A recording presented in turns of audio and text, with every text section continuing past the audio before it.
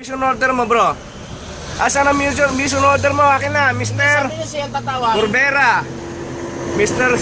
Sirion. Siya tatawag eh. Sige ha. Ngayon po, nakikiusap kami sa mga traffic enforcer na to ng MMDA. Sinabi ko sa kanya, umalis kami ng alas 11 ng umaga. Eto, tinatanong ko kung may mission order siya.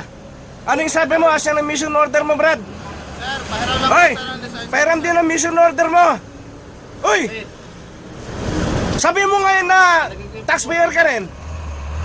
Hoy, Mr. Corbera. Sabi mo kanina taxpayer ka rin eh. Corbera. Puta! Corbera ng tuloy. Ay! Sabihin mo ngayon na taxpayer ka rin. Hoy! Ha? Utsa! Sabihin mo nga ngayon na taxpayer ka rin, Brad. Ako, nakikiusap ko sa'yo, ha? Alas 11 kami umalis ng gabi. Sir, may violation. Mr. Carayon, inihingi ko nga mission order niya eh. Mag-video ka rin. Mag-videoan tayo, brother. O ayan.